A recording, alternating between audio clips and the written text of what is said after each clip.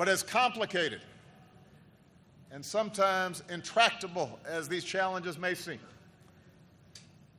the truth is that your generation is better positioned than any before you to meet those challenges, to flip the script.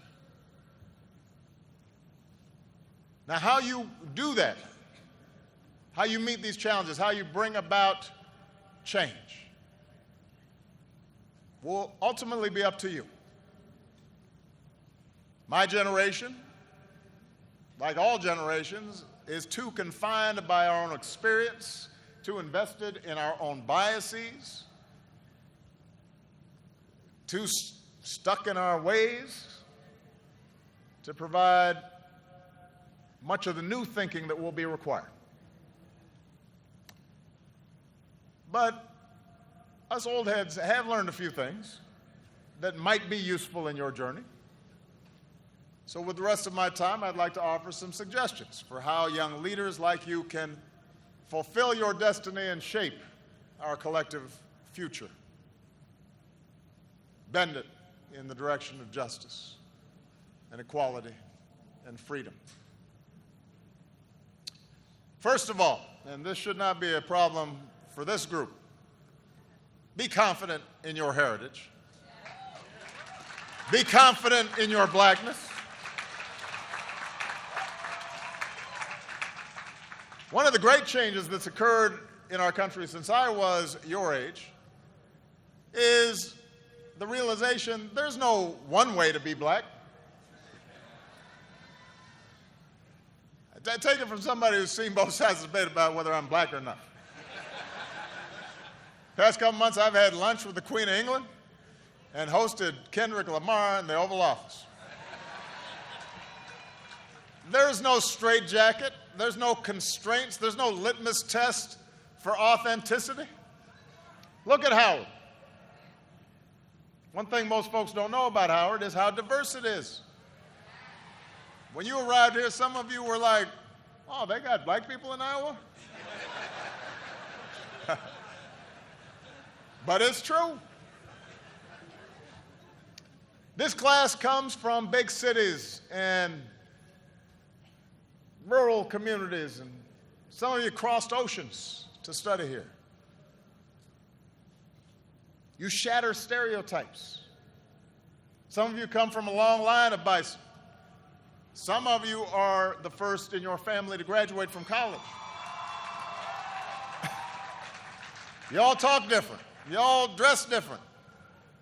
You're Lakers fans, Celtics fans, maybe even some hockey fans.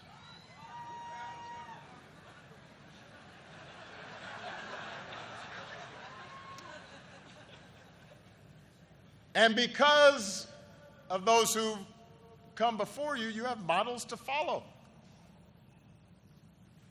You can work for a company or start your own. You can go into politics or run an organization that holds politicians accountable. You can write a book that wins the National Book Award, or you can write the new run of Black Panther, or like one of your alumni, Ta-Nehisi Coates, you can go ahead and just do both. You can create your own style, set your own standard of beauty, embrace your own sexuality. Think about an icon we just lost, Prince. He blew up categories. People didn't know what Prince was doing.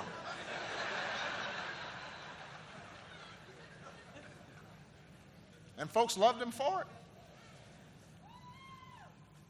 You need to have the same confidence. Or as my daughters tell me all the time, you be you, Daddy. Sometimes Sasha puts a variation on it. You do you, Daddy. And because you're a black person doing whatever it is that you're doing, that makes it a black thing. Feel confident. Second, even as we each embrace our own beautiful, unique, and valid versions of our blackness, remember the tie that does bind us as African Americans. And that is our particular awareness of injustice and unfairness and struggle.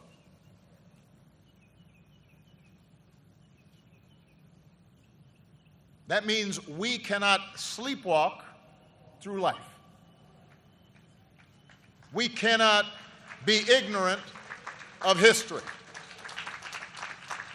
We can't meet the world with a sense of entitlement. We can't walk by a homeless man without asking why a society as wealthy as ours allows that state of affairs to occur. We can't just lock up a low-level dealer without asking why this boy, barely out of childhood, felt he had no other options. We have cousins and uncles and brothers and sisters who we remember were just as smart and just as talented as we were, but somehow got ground down by structures that are unfair and unjust. And that means we have to not only question the world as it is and stand up for those African Americans who haven't been so lucky. Because yes, you've worked hard, but you've also been lucky. That's a pet peeve of mine, people who've been successful and don't realize they've been lucky. That God may have blessed them. It wasn't nothing you did. So don't have an attitude.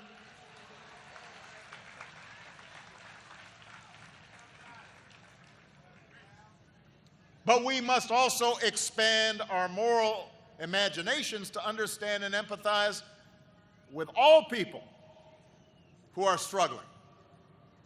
Not just black folks who are struggling. The refugee, the immigrant, the rural poor, the transgender person,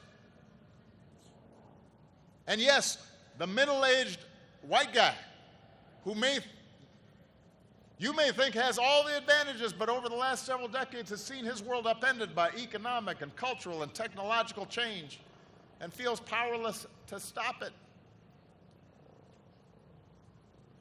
You got to get in his head too.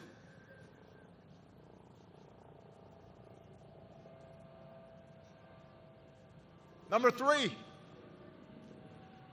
you have to go through life with more than just passion for change. You need a strategy. I'll repeat that. I want you to have passion. You have to have a strategy. Not just awareness, but action. Not just hashtags, but votes.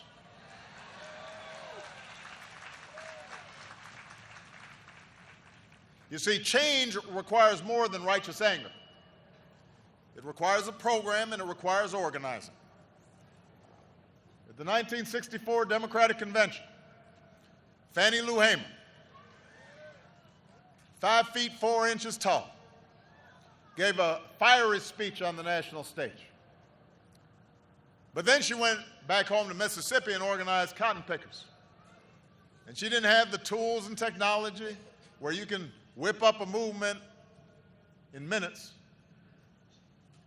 She had to go door to door. And I'm so proud of the new guard of black civil rights leaders who understand this. It's thanks in large part to the activism of young people like many of you, from Black Twitter to Black Lives Matter, that America's eyes have been opened, white, black, Democrat, Republican, to the real problems, for example, in our criminal justice system. But to bring about structural change, lasting change, awareness is not enough. It requires changes in law, changes in custom. If you care about mass incarceration, let me ask you, how are you pressuring members of Congress to pass the criminal justice reform bill now pending before them? If you care about better policing, do you know who your district attorney is? Do you know who your state's attorney general is? Do you know the difference? Do you know who appoints the police chief? And who writes the police training manual? Find out who they are, what their responsibilities are. Mobilize the community, present them with a plan, work with them to bring about change, hold them accountable if they do not deliver. Passion is vital, but you got to have a strategy. And your plan better include voting. Not just some of the time, but all of the time.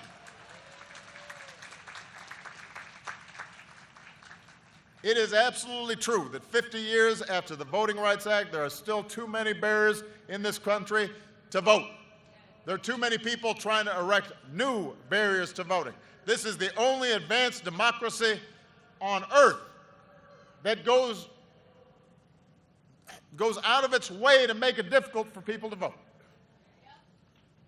And there's a reason for that. There's a legacy to that. But let me say this. Even if we dismantled every barrier to voting, that alone would not change the fact that America has some of the lowest voting rates in the free world. In 2014, only 36% of Americans turned out to vote in the midterms. Second lowest participation rate on record. Youth turnout, that would be you, was less than 20%. Less than 20%. 4 out of 5 did not vote. In 2012, nearly 2 in 3 African Americans turned out. And then in 2014, only 2 in 5 turned out. You don't think that made a difference in terms of the Congress I've got to deal with? And then people are wondering, well, how come Obama hadn't gotten this done? How come he didn't get that done? You don't think that made a difference? What would have happened if you had turned out at 50, 60, 70% all across this country? People try to make this political thing really complicated. They're like, well, what kinds of reforms do we need? And how do we need to do that? And what? You know what? Just vote. It's math. If you have more votes than the other guy, you get to do what you want.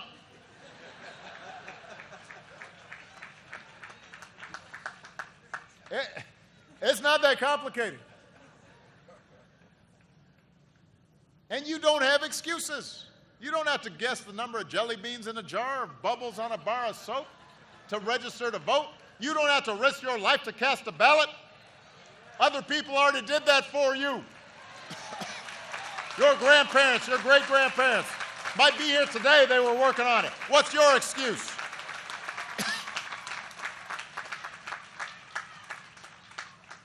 When we don't vote, we give away our power, disenfranchise ourselves, right when we need to use the power that we have, right when we need your power to stop others from taking away the voting rights of those more vulnerable than you are, the elderly and the poor, the formerly incarcerated trying to earn their second chance. So you got to vote all the time, not just when it's cool, not just when it's time to elect a president, not just when you're inspired. It's your duty. When it's time to elect a member of Congress or a city councilman or a school board member or a sheriff. That's how we change our politics, by electing people at every level who are representative of and accountable to us. It is not that complicated. Don't make it complicated. And finally, change requires more than just speaking out. It requires listening as well. In particular, it requires listening to those with whom you disagree and being prepared to compromise. You know, when I was a state senator, I helped pass Illinois' first racial profiling law and one of the first laws in the nation requiring the videotaping of confessions in capital cases. And we were successful because early on I engaged law enforcement. I didn't say to them, "Oh, you guys are so racist. You need to do something." I understood, as many of you do, that the overwhelming majority of police officers are good and honest and courageous and fair and love the communities they serve. And we knew there were some bad apples, and that even good cops with the best of intentions, including, by the way, African American police officers, might have unconscious biases, as we all do. So we engaged, and we listened, and we kept working until we built consensus.